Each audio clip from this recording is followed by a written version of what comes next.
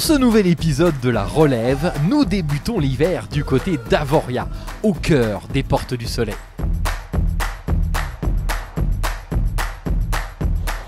Hop là, salut les amis, bienvenue donc à Avoria. Aujourd'hui on part à la rencontre du petit Noé et de Valentin Deluc, l'homme volant d'Avoria et des Portes du Soleil. C'est parti. Afin de mieux connaître Valentin Deluc, la star française du speed riding, et son élève Noé, 14 ans, on les a d'abord interrogés sur ce sport méconnu mais terriblement grisant. Le speed riding, c'est le mix parfait entre ski et parapente. Une voile des skis au pied, une petite voile des skis au pied, c'est du speed riding. Et l'été, on enlève les skis, on prend les mêmes voiles, et du coup, on appelle ça du speed flying. Et donc, on a besoin d'une sellette assez légère où on peut mettre un sac à dos par-dessus. Et d'une voile. Et d'une voile. Souvent, on nous demande si c'est du linge sale. On dit oui. Pour déplier, on enlève le sac comme ça. Ça va très vite. C'est pour ça que quand on commence le speed riding, après on a du mal à s'arrêter parce que tout va très vite. Bon, moi je fais aussi du base jump, mais là il faut plier la voile, ça prend du temps. Et souvent ça casse le rythme quoi. Que là on peut enchaîner. Si tu regardes bien, il y a quand même un petit pliage élaboré. Là on a nos caissons, on a protégé les caissons avec Noé, tu vois. Ça c'est notre bord d'attaque. C'est là où l'air va s'engouffrer dans la voile pour qu'elle se gonfle. Donc quand on pack nos voiles, on fait juste attention un peu à ce bord d'attaque là pour que l'air il rentre bien dedans. Et puis pour que nos voiles elles durent un peu plus longtemps quoi. Ouais. Bon alors ça dit quoi le vent aujourd'hui Noé là? Tu Alors. bouges les arbres ou pas? Non, pas trop. Pas trop. On va regarder dans le canyon là où d'habitude c'est un peu plus turbulent. Mais si les branches d'arbres elles bougent pas déjà, c'est bon aussi. Et là je vais tout droit, je passe entre les arbres. Ouais. Enfin je reste un peu au frein, je fais bras haut, accélération, frein, tonneau. Après la dernière part d'arbre là. Ouais. Ouais. Je suis pas trop le con hein. On a déjà fait du tonneau. Ouais. Ouais. Ici ouais. Ici ouais. Et alors c'était comment les sensations? C'est cool hein, par contre tu sens que les skis ils partent un peu derrière. Ouais. Bah, c'est ça qu'il faut faire gaffe, tu vois, c'est dès que tu as les skis qui se... Donc, on vole comme ça, on a la voile face à nous, enfin au-dessus de nous, mais dans cet axe-là. Si tu sens que tes skis, tu sais, ils se décalent sur le côté, c'est que souvent, soit la voile elle part trop fort, soit toi tu te penches trop vite, et du coup on n'a pas le corps qui est dans le bon timing. Bah, le vent, ça a l'air tout bon. Et il y a du monde sur notre petit spot maintenant, hein. On dit que ça se développe doucement, mais ça se développe quand même le speed. Hein. Puisqu'il y a 10 ans... Quand on commençait là, on était quelques-uns, mais c'était tout le temps les mêmes, puis il n'y avait pas trop de nouveaux, quoi, enfin des gens qui venaient trop d'ailleurs ou quoi. Maintenant tu vois des gens, tu les vois pas souvent, ils sont là 2 semaines en vacances, ou ils sortent la petite voile, ils se font 2-3 vagues, ça kiffe. Il y a plein de fois, quand on est dans d'autres stations, ça vole pas, tu sais, parce que t'es trop haut en altitude, puis les runs ils sont super grands. Et ici, vu que c'est un petit run un peu protégé, t'arrives quand même à te faire des petits fly. Nous, le but en speed, c'est vraiment on utilise la voile pour améliorer le ski. Donc c'est de pouvoir skier dans des endroits où il y a des barres rocheuses ou s'il y a une avalanche qui se déclenche. Là aujourd'hui la neige elle est quand même dure, elle est pas hyper bonne à skier, donc c'est des journées où on va voler un petit peu plus. On peut faire des tricks sur le sol, du switch, des trucs comme ça. C'est toi qui sais faire ça. Mais non, toi tu... Du switch. Du switch, tu fais au club freestyle, tu fais des bacs et tout. Sans voile. Ouais, bah, c'est facile avec la voile. Si tu arrives à le faire sans voile, tu vas y arriver avec la voile très vite. D'accord. Allez, Allez. on y va. Ce sport ouvre des possibilités quasi infinies et une nouvelle perspective sur la montagne. À entendre les cris de joie du petit Noé, on a juste envie de demander à coach Valentin une aile pour goûter nous aussi à ces sensations incroyables.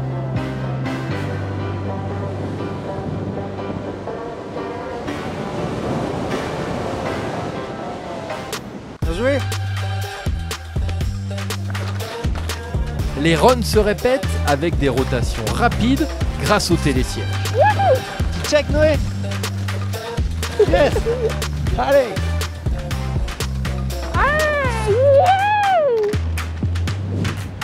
Le duo est impressionnant de maîtrise, de synchronisation et de fluidité.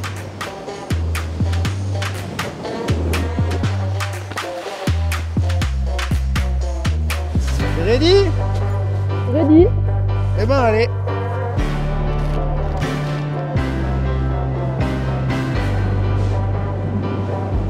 Voyant évoluer Noé, on sent que la relève a déjà bien appris ses leçons.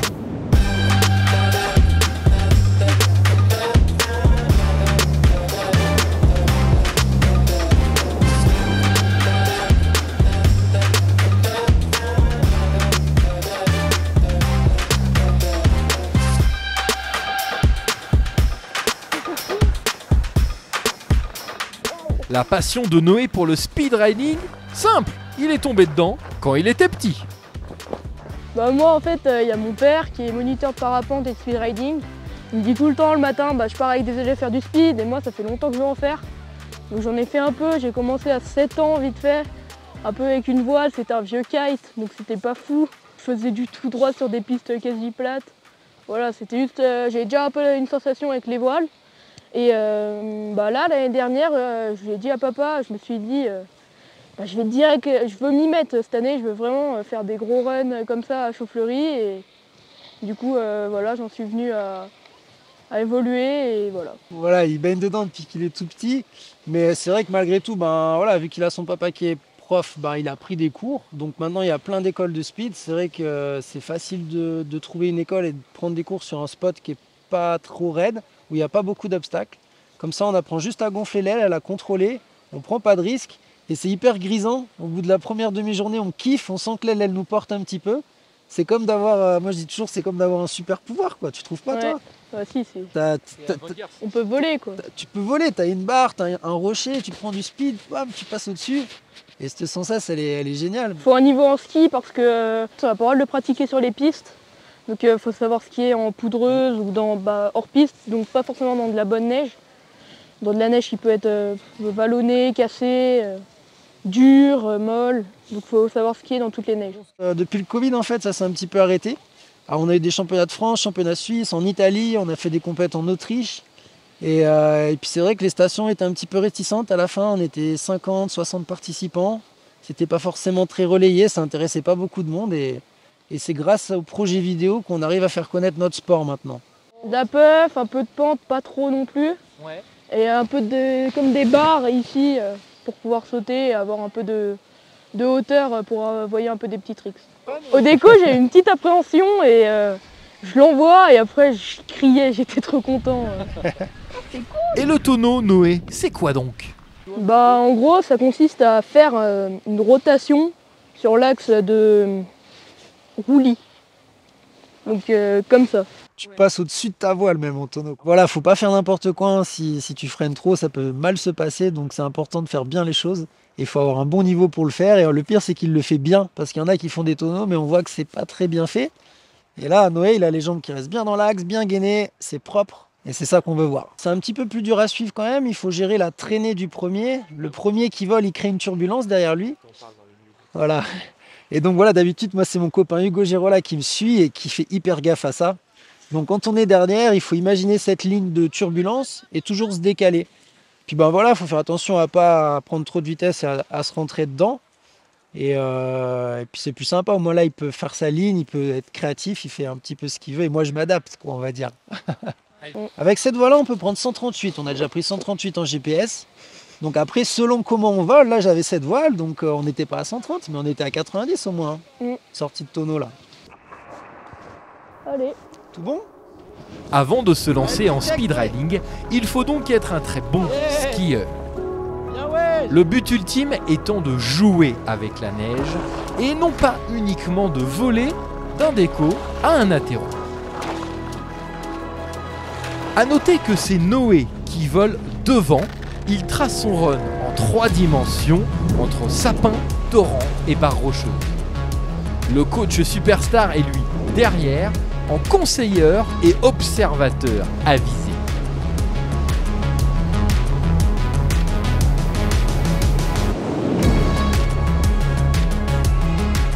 L'atterrissage se fait tout en douceur et en glissant pour prolonger la sensation de glisse.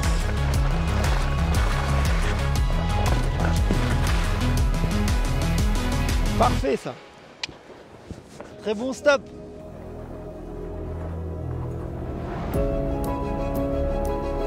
L'avantage du speed riding, c'est donc aussi sa rapidité de mise en œuvre. En quelques petites secondes, on replie et par gravité ou avec les remontées mécaniques, on rejoint un autre spot magique, ici sur les crêtes d'Avoria, en surplomb des voisins suisses du Val d'Illier. Plus besoin de remontées mécaniques. Valentin et son aile ont inventé la glisse naturelle.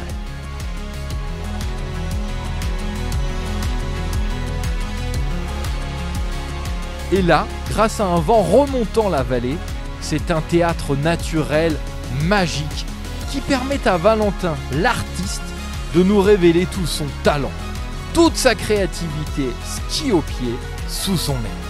Bienvenue en VIP dans un ballet aérien unique. Savourez donc.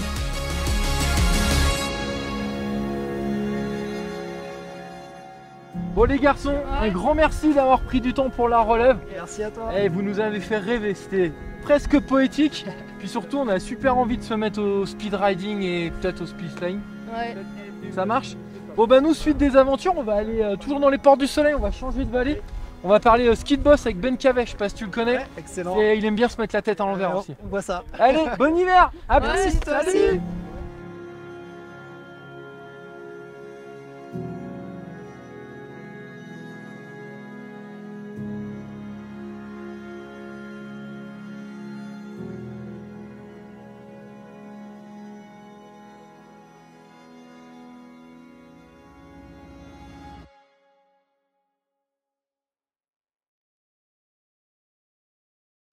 On poursuit notre épisode de la relève de l'autre côté des crêtes, du côté de Châtel, toujours dans ce fabuleux domaine franco-suisse des Portes du Soleil.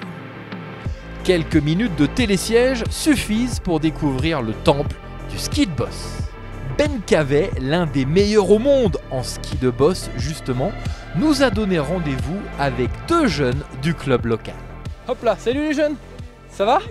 Salut, ça va et toi? Bah, merci de prendre un peu de temps pour la relève. Yes. C'est quoi le menu aujourd'hui du côté de Châtel? Alors défi du jour, c'est de dompter la piste noire des Rodos. C'est un mur de boss naturel. Pas trop peur? Allez, c'est parti. Moi je suis content de voir les deux jeunes skier aujourd'hui. Ça va être sympa, on va partager un bon moment. Donc ouais, c'est là que j'ai tout attaqué avec des super coachs Yannick et Lionel. On était un super groupe. Pour moi le ski en fait c'était surtout de partager des bons moments avec les potes quoi.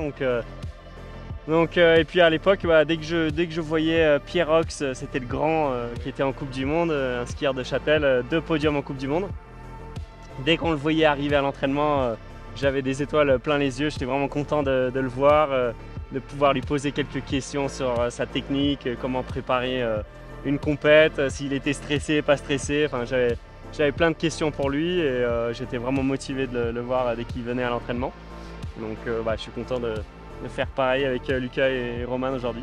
C'est vraiment un sport acrobatique et je pense que c'est ce qui nous plaît à tous, c'est la combinaison entre les deux en fait, parce que les sauts qu'on fait sont pas forcément si compliqués que ça, mais quand tu rajoutes des bosses dans la prise d'élan, des bosses dans la réception, c'est là où le sport prend toute sa difficulté. Le sport a beaucoup changé depuis 2002 où on a eu le droit à faire des têtes en bas, donc les sauts ont beaucoup progressé.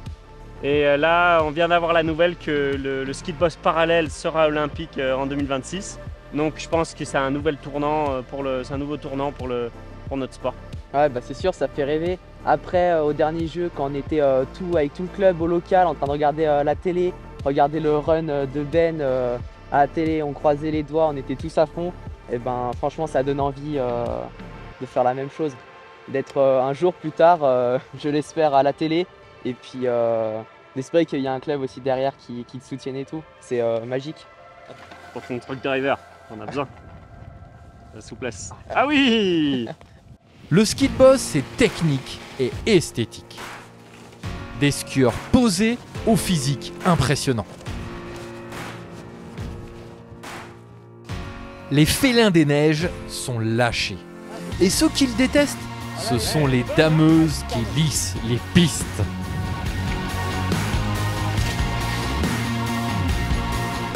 Allez, il est temps de mieux faire connaissance avec notre équipe de choc. Je m'appelle Lucas, j'ai 12 ans et je suis au ski club de Châtel. Moi, du coup, c'est Roman, j'ai 14 ans et je suis au club freestyle de Châtel. Je m'appelle Ben Cavet, j'ai 29 ans, je suis un skieur de boss en équipe de France et je suis licencié au ski club de Châtel. Avant, j'avais fait 2 ans d'alpin. Après, du coup, ils m'ont montré qu'il y avait le ski freestyle.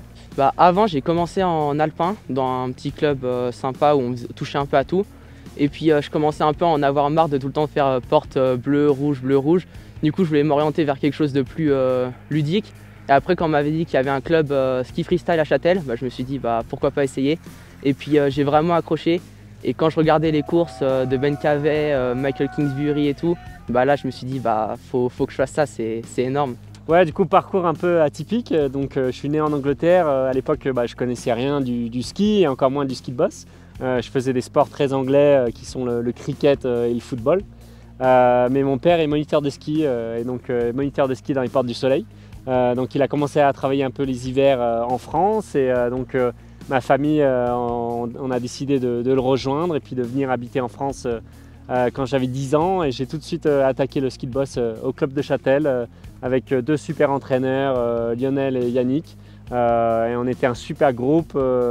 Maintenant il y a Jules Escobar avec qui j'étais pendant toute ma jeunesse au club. Maintenant ça a été pendant longtemps mon coéquipier et maintenant c'est mon coach en équipe de France. Ouais.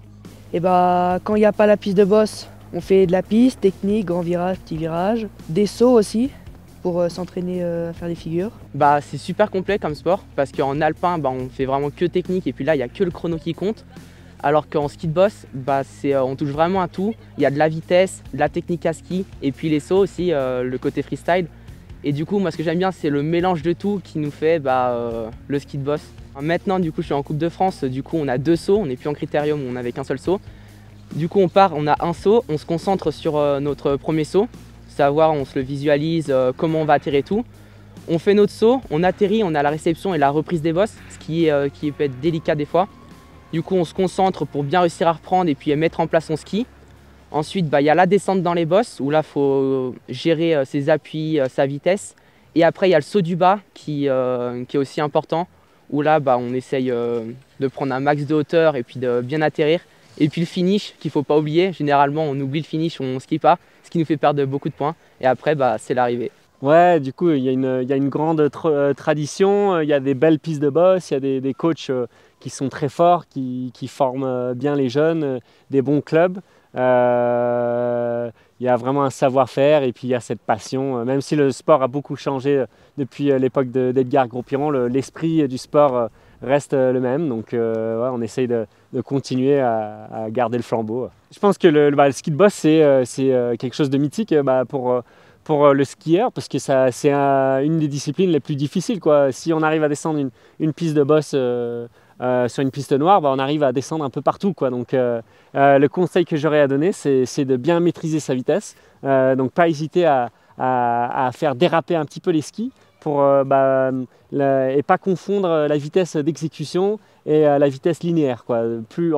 Faut tourner assez rapidement les skis pour les mettre en travers, pour maîtriser sa vitesse. C'est vraiment une belle saison qui s'annonce. On a beaucoup de Coupes du Monde, donc on a l'occasion de bien s'exprimer en compétition cet hiver. Là, bientôt, on va partir pour les États-Unis. On a une course au Canada et 2 aux États-Unis.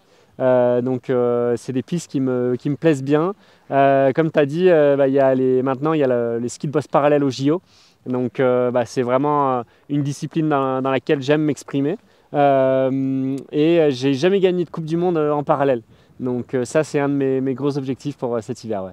On est 1 vs 1 et il faut réagir un peu à ce que fait l'autre, quoi. Donc si l'autre accélère, on est un peu obligé de suivre, quoi. Donc ça me plaît beaucoup. Et puis cette bataille, ce duel, c'est quelque chose qui fait monter l'adrénaline, etc. Nos descentes, les critères de jugement sont pareils. Il faut faire des jolis sauts, des jolis virages et skier vite. La vitesse a plus d'importance parce que du coup on peut mettre la pression à l'autre skieur en face. Mais ouais, il faut quand même faire des jolies figures et rester propre en ski. C'est vrai que on fait un sport compliqué, de précision. C'est vraiment un sport de perfection. Si on pose décalé même 1 mètre à droite ou 1 mètre à gauche, soit on est sorti de la ligne, soit il y a une bosse qui nous attend en réception, quoi. Donc même si on fait la figure qui n'a jamais été faite de l'histoire du sport, mais qu'on le fait avec une mauvaise réception, un peu décalée, etc., ça vaut rien du tout. Donc je dirais que c'est plutôt de la perfection voilà, qu'il nous faut. Il y a des restaurants, on mange bien, la raclette, la fondue, et surtout les pistes elles sont grandes, il y a du soleil. Alors il y a vraiment des pistes magnifiques. Vous pouvez vous essayer à la piste des Rhodos, la piste noire mythique de Boss, et essayer de faire aussi bien que nous aujourd'hui. Donc ouais, en gros tu veux garder un angle à peu près de 90 au coude là, tu vois. Faut pas que je veux pas que les mains ils montent au-dessus et je veux pas que les mains descendent en dessous, tu vois. Donc c'est une position relâchée, naturelle, quoi, tu vois. Tu vas faire ça. Et puis la main, tu as envie que la main elle reste dans l'alignement du coude et que cet angle-là soit à 90. Et du coup, pour absorber les bosses avec les mains, on va faire juste le mouvement de poignet, quoi, comme ça.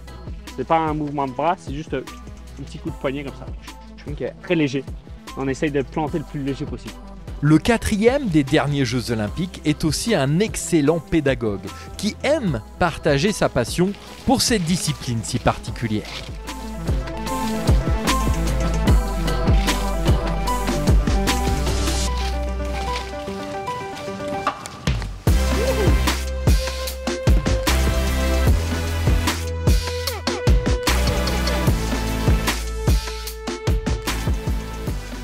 Tu regardes qu'ils sont bien symétriques. Bon, tu colles les genoux. Tu dois sentir les deux rotules là qui frottent, tu vois. Toujours avoir les genoux en contact. Ouais. Ça, c'est la base. Sa position de base, si vous pensez à ça avant chaque descente, ça sera un bon entraînement. Mais ouais, je pense que le skieur de boss est vraiment polyvalent. Il est complet, il sait skier dans toutes les conditions. On va essayer de tourner avant la bosse. Comme ça, à la sortie, on est prêt et on est disponible pour pouvoir enchaîner la bosse suivante.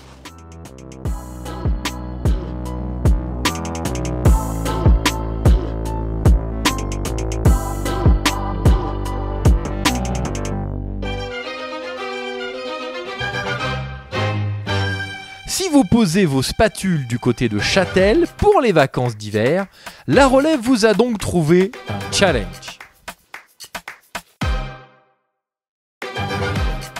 Dos au lac de Montrion, vous plongerez sur Pré-la-Joux via la terrible piste noire des rhododendrons.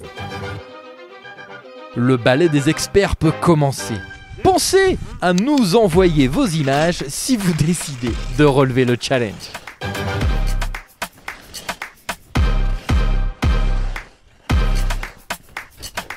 Il est super difficile de conserver sa technique et son rythme sur une piste aussi longue. En Coupe du Monde, le run est court, moins de 30 secondes. Ici, la piste noire semble interminable pour nos 3 champions. Mais leur qualité technique leur permet de rester sur les skis en conservant toute leur vitesse. En espérant que vous avez bien écouté les conseils de Maître Ben, Docteur S Ski de Boss.